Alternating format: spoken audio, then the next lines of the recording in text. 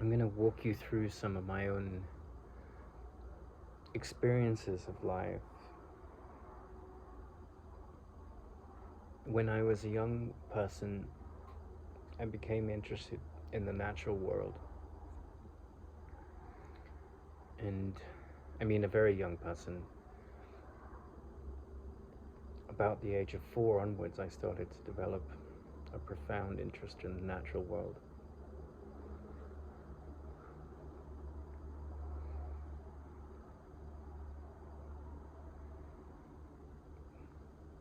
And I wrote a poem that started with the line, at 4 years old I wrote it, "Come, come, life has begun."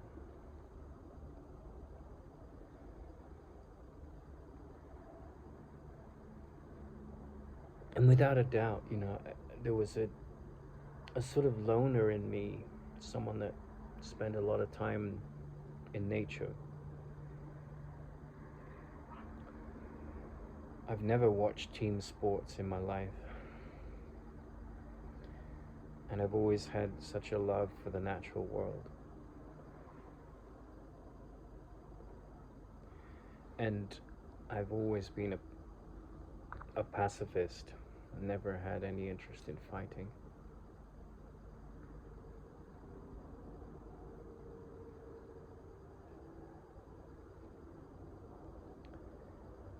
And there was a very deep pull to the fundamental questions. And the fundamental questions are, why does life exist? What is life? What is the purpose of life? What is the movement behind evolution?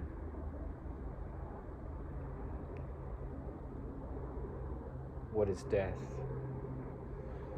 What is the source of sadness and pain? Is there a root to that source?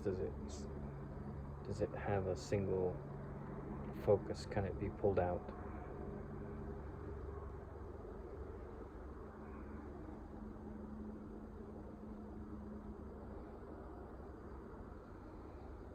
And my mother was staunchly against religion, still is.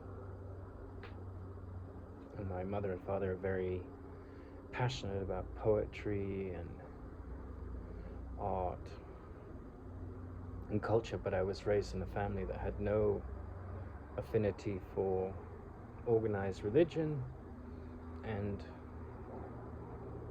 was very independent and liberal politically.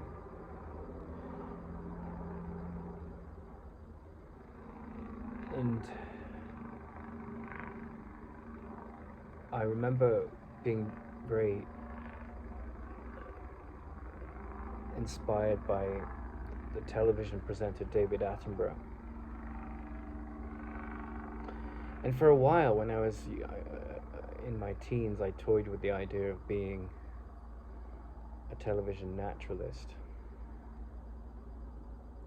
But then I had this feeling that it was a bit superficial, that really there was something deeper. And so I had applied to go to Oxford University to study evolutionary biology.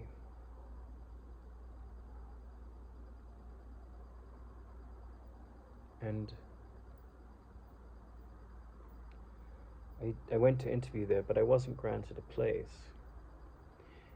And so these two heads on the totem pole of my ambitions got severed in different ways.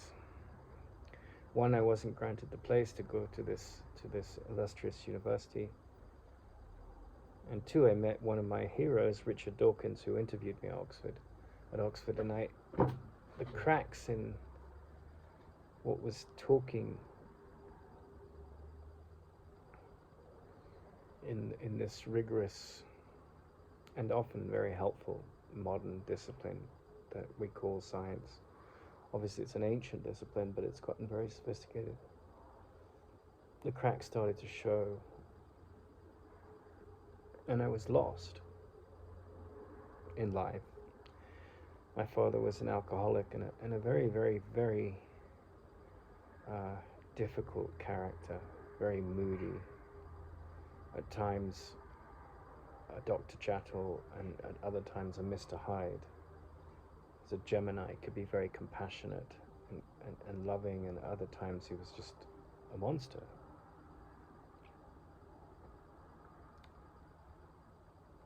And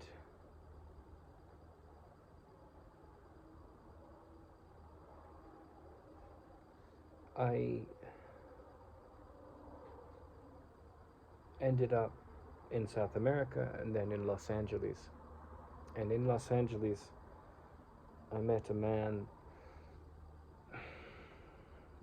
that meeting him was the biggest challenge and the greatest blessing of my life. And he was a teacher of the Course in Miracles, which without doubt is the most advanced metaphysical teaching we have on the earth, I would say. The most comprehensive.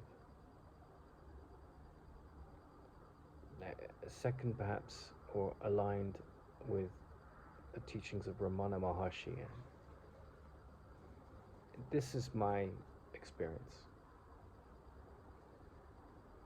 Ramana Maharshi was a great sage from South India. But I met this man, and I'd never met a human being like him before. The countenance he had, the beauty of his presence, the peacefulness of it. And through a series of, through a series of experiences around this man, I found myself in my 30s in India studying with his yoga teacher and Krishnamurti's yoga teacher. And Krishnamurti's yoga teacher, Krishnamurti was this great spiritual teacher who was an iconoclast. Iconoclast means someone that rips down all the rules about what an icon should be and refuses to be an icon. Sort of a breaker of molds, that's the meaning of iconoclast. So he kind of came along and tore a big hole in a lot of classical views about the mind. And it was refreshing. And he had this great love of nature. And he didn't fall for the traps of organized religion. And so, but he warned this yoga teacher, his name was TKV Desikachar, he's dead now, don't become a guru. And in a sense, he did become a guru. And he was very advanced technically as a yoga teacher, extremely capable, very astute, very disciplined, quite cold, or at least he was to me. And I felt like he kind of misled me. I don't think he was of the highest integrity.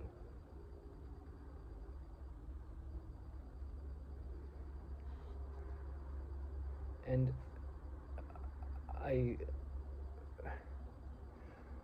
in that long period, we're talking a period of 20 or 30 years, that I'm talking about from young adulthood to now, because I'm almost 50. I've had so many profound internal experiences, visions of saints, and particularly Indian saints, and dreams and mystical quests.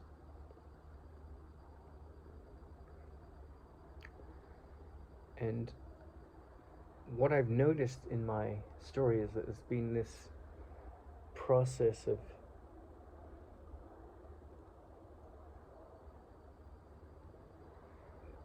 vacillating from a very materialistic view where I've been passionate about things that serve humanity, whether it's organic farming or biodynamic farming or nuclear fusion or holistic management, or holistic action, or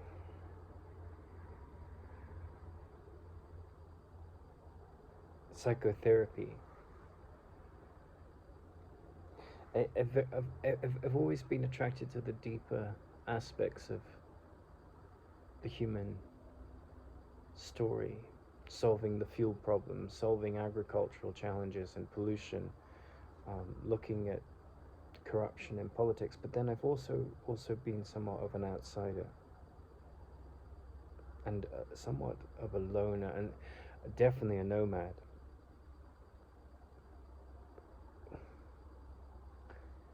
Drawn to deep questions.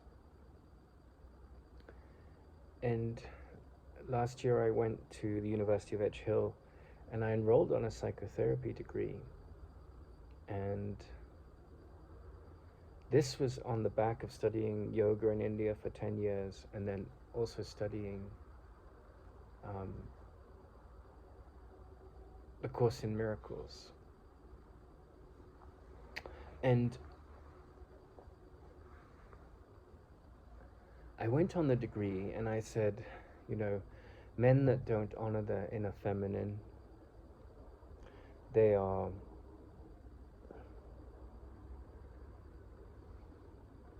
in danger of becoming a brute, because the inner feminine, when it's healthy, not the dark side of the inner feminine, but the healthy side of the inner feminine, is nurturing and loving and a good listener.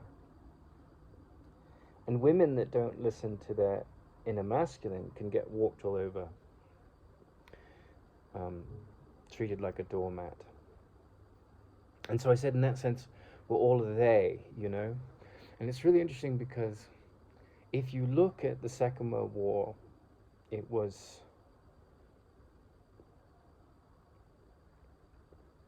a war over territory, but primarily it was an economic war about ideology. And you had on the one side the fascists, the extreme right, and on the other side the extreme left, the communists. And then you had sort of in this nebulous sea,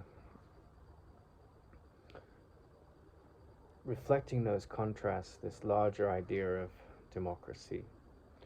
And then within that realm of democracy, the Führer, the leader of Germany, and then the British king and the prime minister, the American president, the French president, you know, these different characters that played a role in, but behind these national figureheads and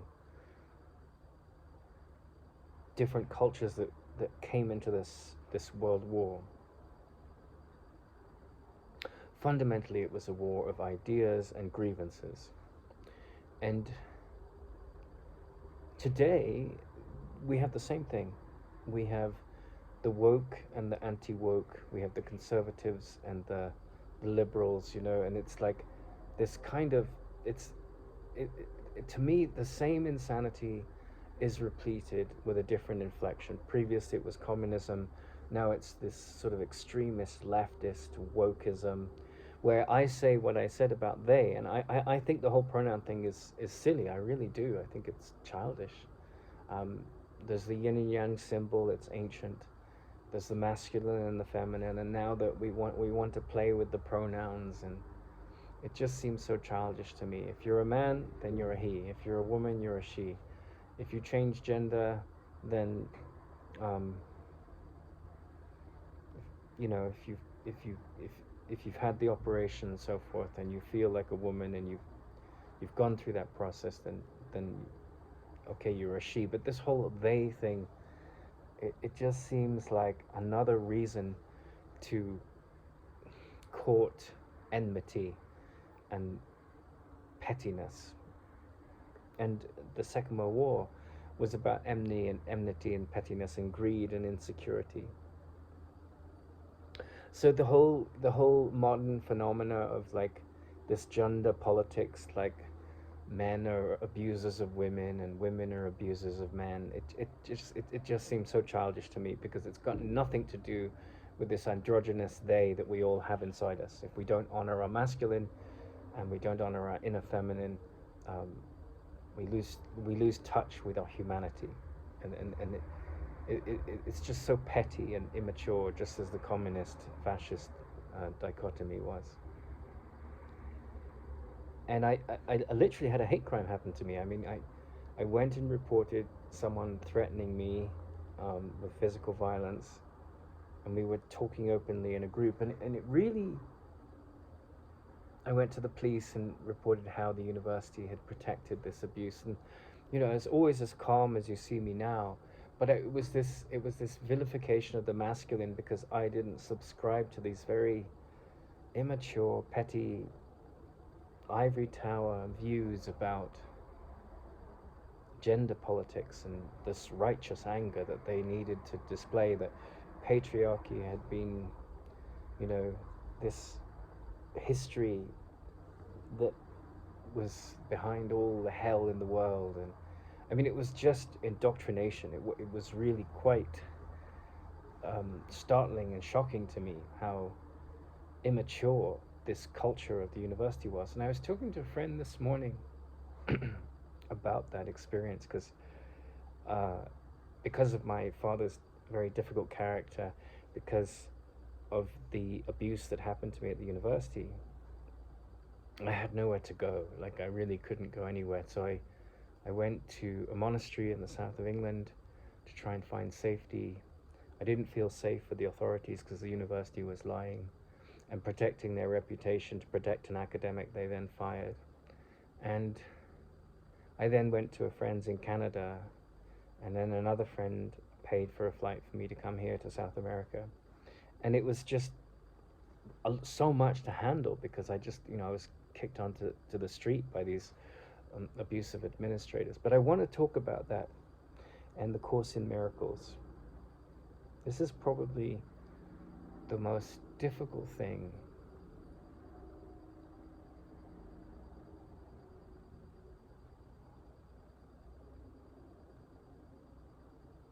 not what happened to me, that's just a story, and I've told it because it's a very valuable story. And if you look at what I've said so far, I've talked about growing up in a family that eschewed and rejected organized religion, and having this passion for the natural world and science. And then going to do this psychotherapy degree after studying the Course in Miracles and after studying the Yoga Sutras in India for a decade. So I didn't come to the mind as a sort of naive person. I came to psychotherapy with a great deal of understanding of the mind. And as I was talking to my friend this morning, who's a psychotherapist and a very close friend of mine in Spain, we were discussing how mostly the psychotherapists of the world are sort of in this kind of cult of their own. Now, the church failed. It didn't always fail, but it failed overall in its job to heal the mind. It became a power structure, and you see this in all the churches and temples all over the planet. There's bishops and archbishops and popes and things, and it becomes this sort of hierarchy that justifies its existence. And yet, often in the context of that, there's a lot of goodness and kindness and wisdom, and yet there's also a lot of corruption. And Krishnamurti said, truth is a pathless land. When you make an organization that's dedicated to the truth, the dedication to the organization becomes more important than the dedication to truth.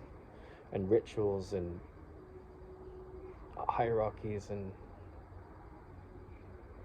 authorities take over. And what's funny is that when you shift the mantle of that quest, which is to liberate man from his suffering, from the church to the psychotherapy departments of the world, they do the same thing that the church did. They make the same errors. They abuse their authority. They think they know, and they lose humility. And so in the conversation I had with my friend this morning, she said, yes, of course, those people that aren't students of the Course in Miracles, that aren't students of the deeper wisdom of the mind, get locked in their ivory towers and their little cults of intellectuality, and they sit there and go to conferences. And I'm not condemning or judging any of these people, but I'm caricaturing the pettiness of their games, and it is quite silly and quite immature. And so there was a woman on the course who was very much, she was a professor, a PhD, and she was very much caught up in this whole immaturity of the whole gender war, and so much identified with that.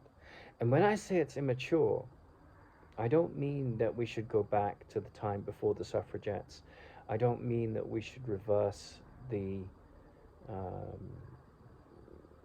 shift in the revolution that was the pill that came along and gave women power over their sexual lives in a new and liberated way. I don't mean any of that. I'm all for female empowerment. I'm all for male empowerment. But I'm not for one over the other. No way should one sex dominate or gender dominate. And no way should one sex or gender dominate in such a way that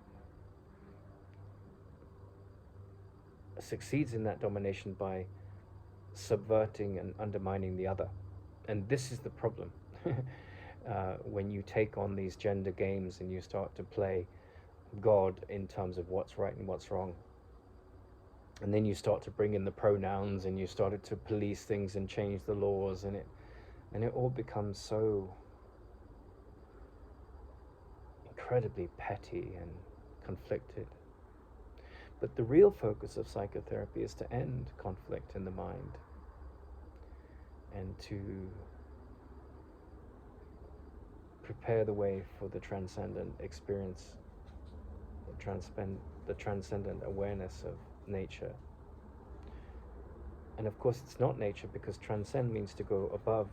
So nature is something that is a crucible for the experience of the transcendence, for that which goes beyond nature.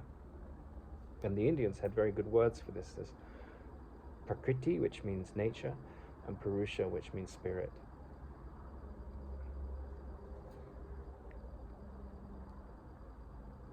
And my friend said, I can't deny any of the silly, petty, small-minded, toxic things that happened to you. They happened. And you are innocent. You didn't say anything racist or sexist or try and demean anyone, but you were treated as a monster because you didn't abide by these flawed ideas that men are part of some kind of mad conspiracy that's been a patriarchy that's ruled the world for thousands of years, or women are better than men, or all this kind of insanity, that takes you away from the wholesomeness of the beauty of a human being. And I was traumatized and hurt. You who wouldn't be on a certain level, you go to a degree to do psychotherapy, you spent 10 years in India studying yoga, you've spent several years studying the Course in Miracles with one of the greatest teachers that's ever been on the planet to teach it, and you have a deep understanding of the mind, but then suddenly you're in this atmosphere where people are lost in the intellect. They're saying things like there's no judgment here while making lots of judgments. They're talking about empathy at the level of egotistical empathy in terms of their practice of it, and they're not really understanding what enlightened empathy is. But if you're a very serious student of the Course in Miracles and you get raped, or you get kicked out of a university and accused of all kinds of things which have nothing to do with who you are, and you have to leave your own country because you've reported the matter to the police, and yet the authorities are protecting the lie. So if you have some kind of horrific experience like this, and you come to the Course in Miracles, which is it's a book about forgiveness, but it's a very unforgiving wisdom. And by that I mean you cannot come to the Course in Miracles and what it's saying with your man-made knowledge.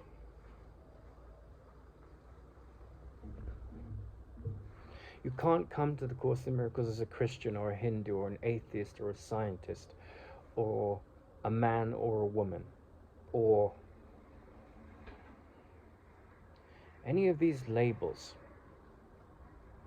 The only thing that you can bring to the Course in Miracles is the sense that you're a mind. And even that isn't true. But the mind is like you go skiing and you wear this ski mask, right? And the ski mask is like the mind. It's the visor through which you see, and depending on the shade of the ski glass depends on the nature of what you see. So the filter of your perceptions is the mind.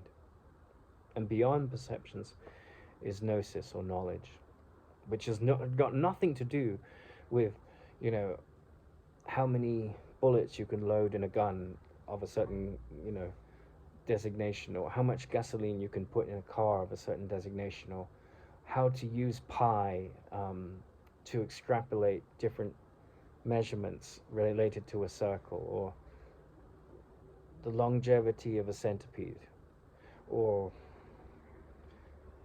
the history of France. These are all things that are relative knowledge.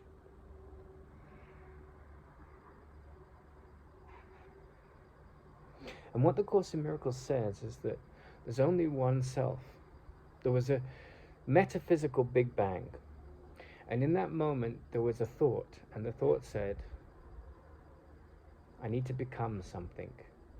I'm not enough. I'm separate from the whole. And in that moment, separation was born, an illusion.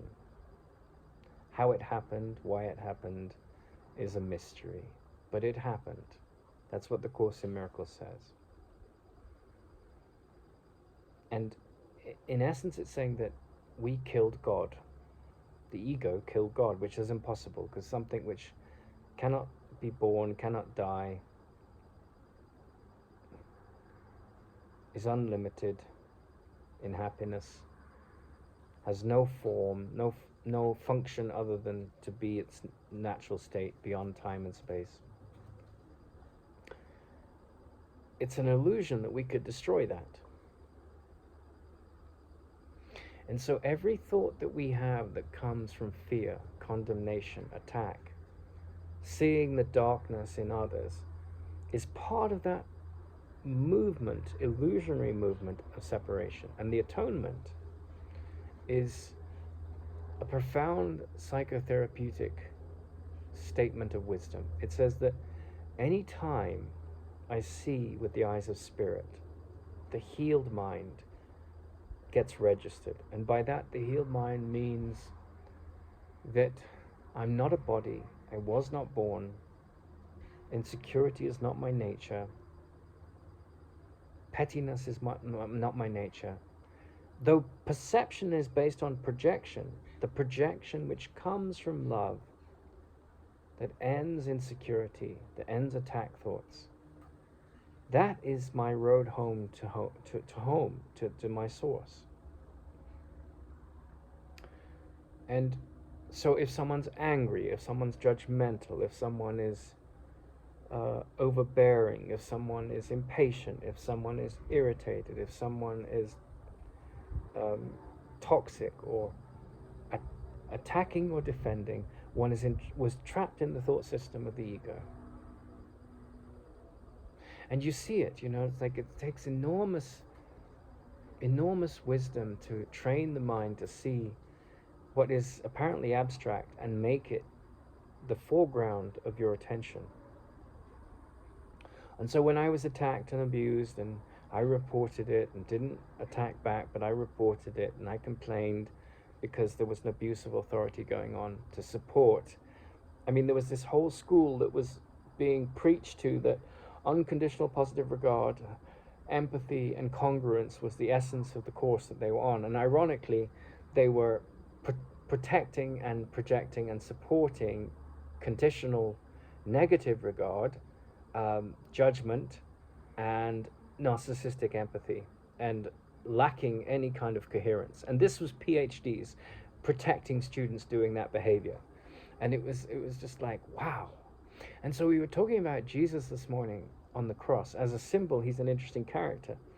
And the Christian church, the Catholic Church, it's so obsessed with this idea that God sent Jesus and Jesus was there to save man from himself. And it's really an ego religion, because it gives you the idea that, man, you are guilty, and Jesus is pure and whole, and everyone else is a stain on the white light of his genius and his beauty. And must I pray before him, and then I will be redeemed, maybe, if he grants me that. It's just all based on fear and punishment. It's got no love in it whatsoever.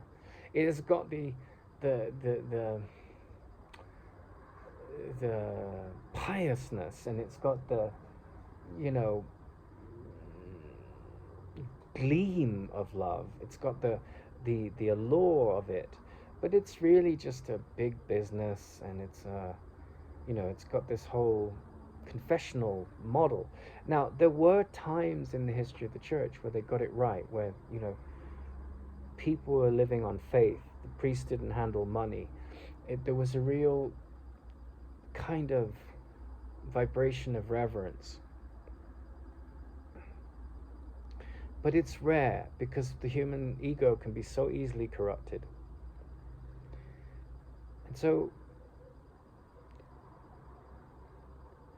I was crucified at that university. I was made out to be all these things that I was not, to support an agenda that goes with an out of control ego philosophy that is wrapped up as, oh yes, we have PhDs and we're very holy and spiritual, and and it just was pure villainy, right?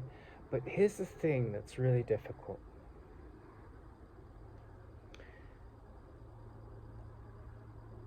When you see the story of Jesus outside of the story of the church and him being the savior figure, what you see is a man who has come to a very advanced understanding of the nature of reality. And this world of illusions has nothing to do with reality. It's a projection of the mind. And Buddha discovered the same thing, and Krishna discovered the same thing. And Krishna called it ignorance, avidya, you have in Sanskrit. Same thing in Buddhism. In the Christian world, we call it sin, right? But sin just means misperception, to miss the mark. So the perception was off. And so here's this guy, and he's discovered what reality is. It's not having children, getting rich, being poor, thinking of suicide, pleasing your mother, pleasing your father, pleasing your boss. Reality has nothing to do with any of this. It's got nothing to do with growing a tree. It's got nothing to do with the body. It's got nothing to do with the world that the body lives in. And what he discovered was that time and space are an illusion that has been projected into form by the misconception of separation. And the one mind that sees the healed world, not the physical world I'm talking about here, but the one mind that sees the healed reality in the illusion of the world, doesn't get blinded by attack thoughts. So if you've been raped, or you've been kicked out of a university, abused, had your sovereignty attacked, to support this toxic agenda of people saying, oh, he said horrible things about gender, to protect their own ego insecurity. Rape is a blatant abuse of sovereignty. Someone rapes a woman, it's usually a woman, Now she's got to recover from that. It's a very traumatic experience. But look at Jesus on the cross. He's nailed to the cross. He's bleeding out, and his body is in a lot of pain. But he knows he's not a body. And so this is a very advanced aspect of psychotherapy. So what's going on in his mind is that he's saved himself, right? He's saved himself of the illusion that he's a body, that he was born. Buddha did the same thing. And this is called mind training, right? And so we look at the story of a day, the story of a week, story of a month, story of a year, story of a life. There's endless contrasts, ups and downs, good day, bad day, happy people, sad people, pleasure, pain. It's all duality.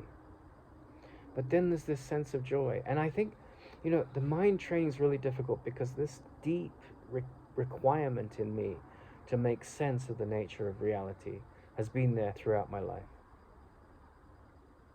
A very contemplative mind. And when I look at what happened to me at the university, I really feel it was very much like, it had two elements to it, because at the time I was still very interested in nuclear physics, because one of the consequences of my time with my teacher in India, hey, cállate!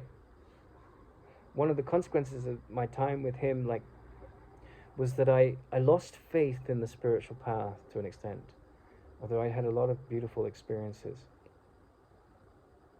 And I sort of became a born-again scientist. And I thought, no, this is heaven, this is heaven and hell, this beautiful earth that we're in, the trees give us the gas we need to breathe, they give us the fruit, and then the animals, it's Eden, and we've ruined Eden. And I thought, well, at the seat of all our modern wars, it's either tribalism or fuel or resources. And then you start to look at things from the Course in Miracles point of view, and it says, all conflict is based on the belief in lack. And so, yes, I got passionate about nuclear fusion, because if you solve the fuel equation, unlimited fuel from the fusion of hydrogen protons, you could radically shift poverty and social decline on this planet with those shifts. But that being said, you still have to deal with death, you still have to deal with pettiness, you still have to deal with jealousy.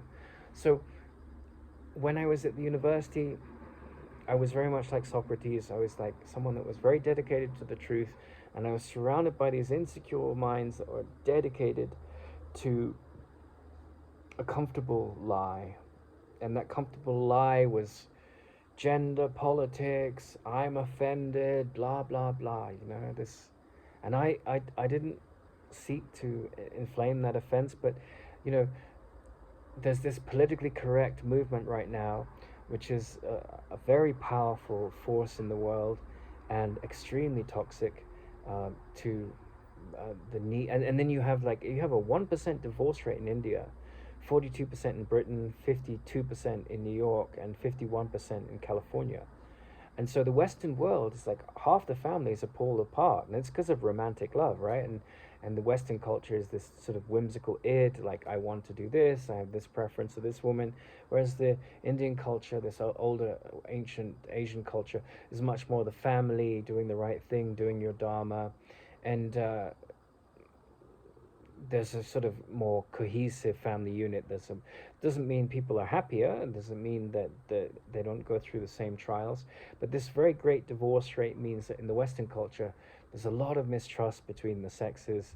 There's looking for heaven in this experience with the sexual communion, and there's this scientific materialism that's become the new sort of idol of the time, and there's this loss of religious feeling, and yet man is still looking for the source and the reason for ending suffering. So I was very much like poisoned by these ugly projections of fear and loathing, self-loathing onto me by others, and forced out of the situation. But as I was talking to my friend, he was saying, she was saying, The real mastery of the Course in Miracles, like an experience like that is horrible. I'm still having to handle the consequences of, because I refused to pay the fees. I went to a course, I didn't take any assessments. I was abused, I reported the abuse. The authorities then protected the abusers, then fired the academic that was behind the abuse, or protected it and supported it. And so it was just a crazy story. And that's led me back to my work on Sutra Novum and Bodhisutra, and this deep awareness that the only thing that humans are really interested in, behind all their short-term memory loss to what really matters, which is played over and over again, and that is an interest in enlightenment. And so it was a real crucible of experiences. But as my friend said this morning, like, the great challenge of the Course in Miracles, you can get a lot of stuff. Okay, yeah, it makes sense not to be a victim. But then you get raped. Then you get your sovereignty attacked in the kind of experiences I had. And then the ego comes in and says, yes, misery, I can hold on to this, I can keep them blinded some more and trap them in my illusion. And the real challenge of the Course in Miracles, therefore, is to say, all of the insanity that I see in the world, all of the craziness, the attacks, the defenses, the name calling, the violence, the abuse, the crazy politics, the crazy gender politics, the woke and the anti-woke at each other's throat like the communists and the fascists, that is my belief in that, validity of that, in the existence of that, and of course it does exist at the relative level, is but from the point of view of the Christ, and Christ means blessed, the point of view of living in a blessed state of mind, where you are your own savior, what it means is like a teacher wipes away a blackboard of chalk. You wipe away the validity of seeing that insanity. I'll repeat that sentence. You wipe away the validity of seeing that insanity. Does it go away? No, the world's insanity continues. But your job is to forgive it. Not because you're holier than thou, not because you're a Christian or not a Christian, not because of any reason other than the fact that it liberates you of this insanity of the separated ego. And so what is the quest of man? The quest of man is to be at peace. The quest of man is to wake up from the projected malicious illusions, right? And so you see all these people with their fangs out, like, oh my God, you're a bad person, you're a lazy person, you're a blah, blah, blah, blah, blah. My favorite person in the history of the world is Ramana Maharshi. He did nothing. But in his doing of nothing, he did more than almost anyone I've come across in the history of mankind.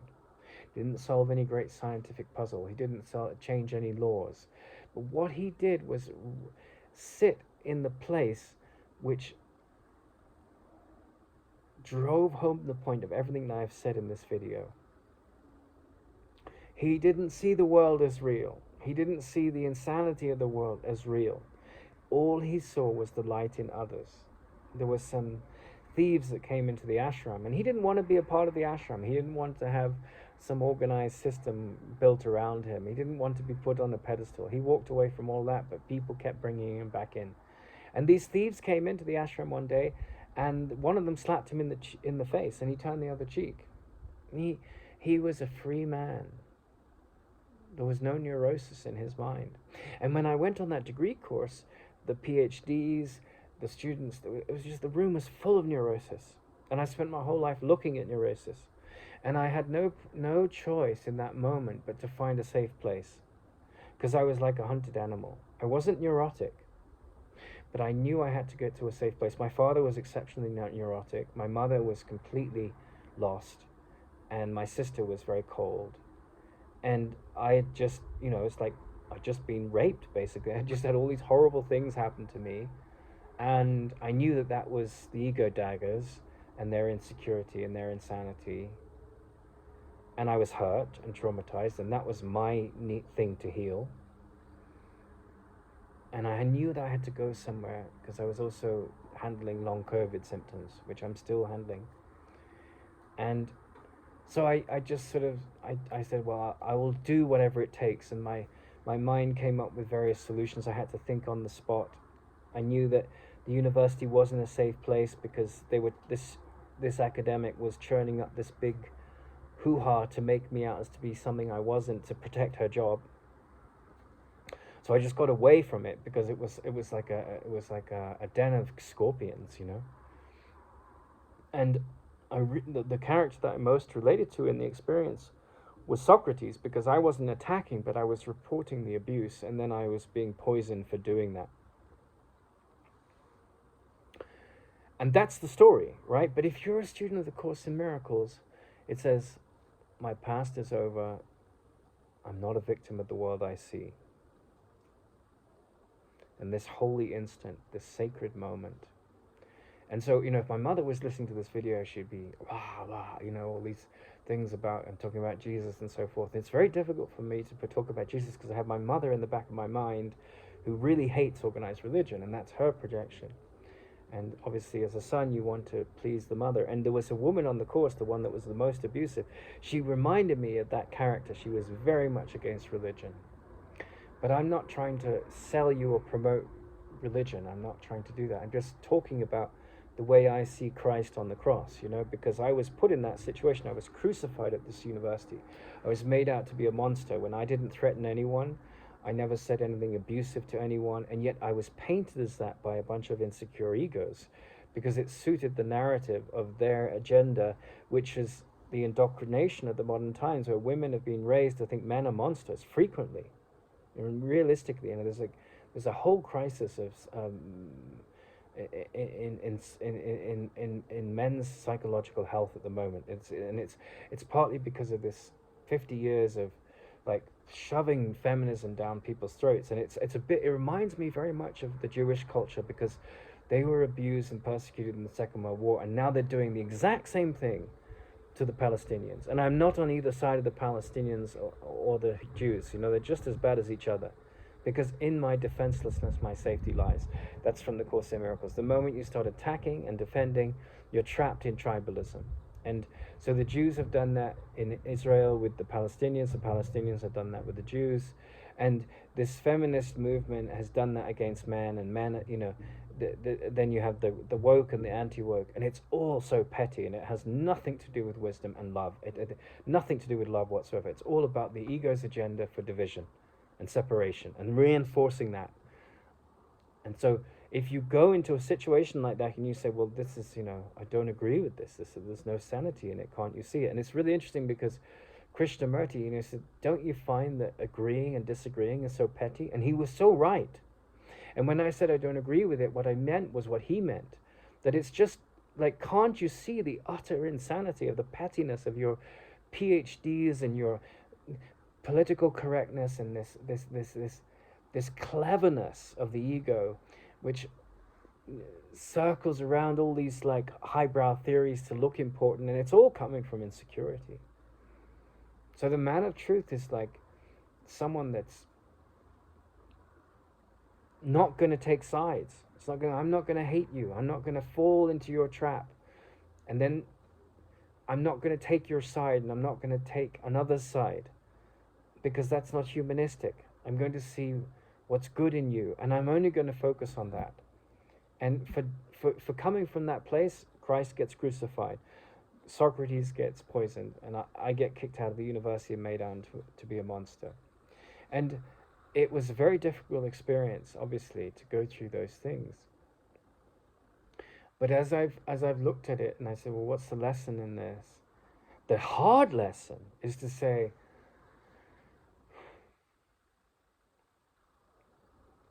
I wipe the slate clean of the idea that anyone is mad. The whole world is mad. I wipe the slate clean of the idea that anyone is mad. But the whole world is mad. And you've got this voice in your head that has this, you know, like the Course in Miracles says, I wipe the slate clean of the idea that anyone is mad, anyone is guilty, anyone is deserving of punishment. But the whole world is mad. When I get irritated, there's an attack thought, and I get upset, you know. And I very few times in my life have I been angry.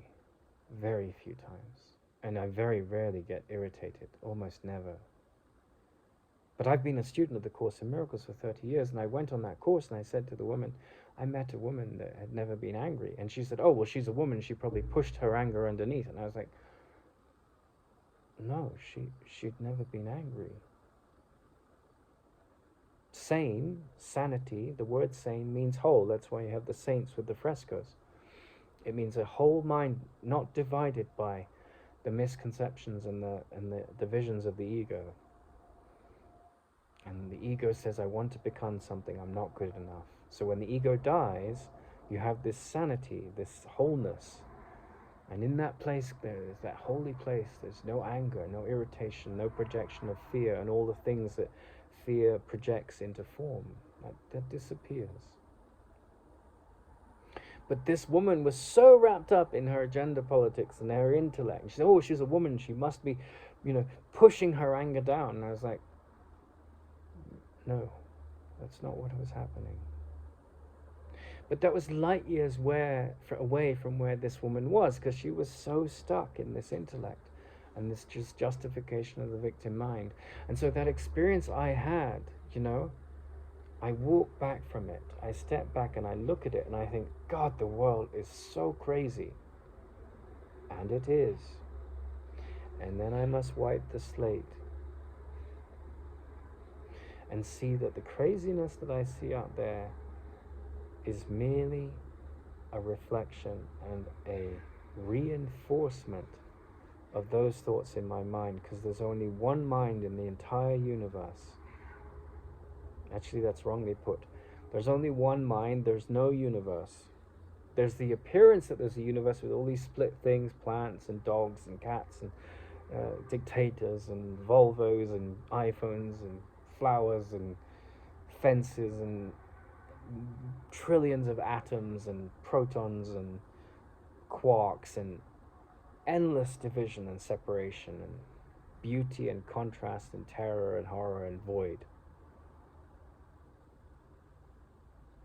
But that's the metaphysical Big Bang.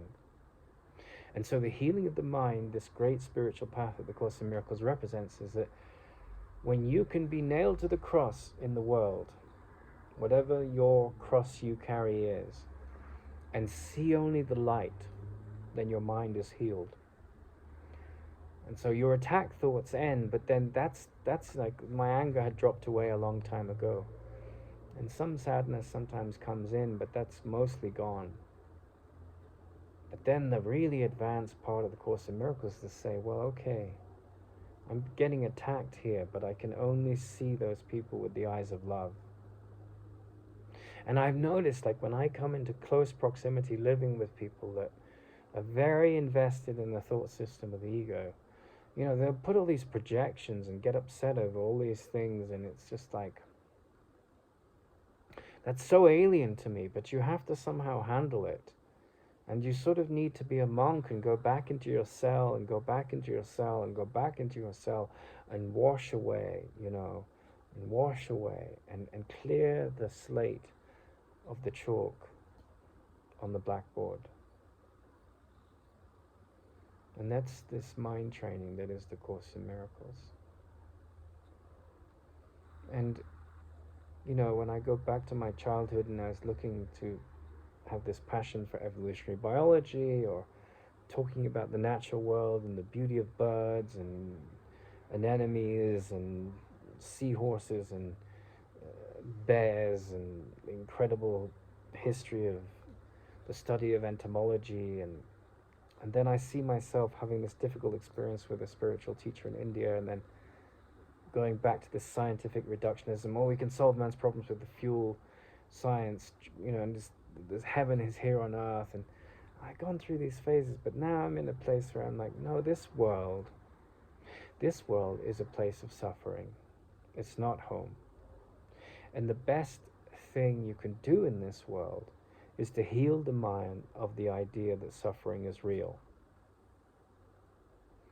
And so that means you're suffering and others suffering. That doesn't mean you come up to people who are suffering and say, "Oh, it's an illusion." There's no compassion whatsoever in that. But it's the wisdom that says my job is to clean the slate in my mind of the illusion of separation, of lack, of fear, of this identity with the body. And that's an exceptionally mature process. Like, you come to that very quietly, very humbly, very innocently. And for most of mankind, what I've just said would be considered insane, because, you know, most of mankind is like trying to get sex or money or status or position or moving up a ladder of importance or a bigger house or a bigger car. But death takes all of that away. And so, the Buddhists have a saying, let your teacher be death. And so, in a way, death is a very beautiful thing, because when you die to everything of the world, all its insecurity, all its beauty, all its significance, you might be very depressed. You might feel you've lost out on something very valuable. This great jewel of nature and all its amazing possibilities, and this great, fascinating movement of technological innovation. But there's something behind what I'm saying, which is, I think for most of us, it comes slowly, and like you start to see, well, yes, this world is an illusion. And my mad, insane thoughts that created it need to be healed. And so, yes, I see that, this crazy thing that happened to me at the university was utterly insane. I see that this crazy thing that happened to me at the university was utterly insane. And I'm a student of the Course in Miracles. And I see that insanity, the belief in the validity of that insanity projected out as I experienced it, which actually happened, is an illusion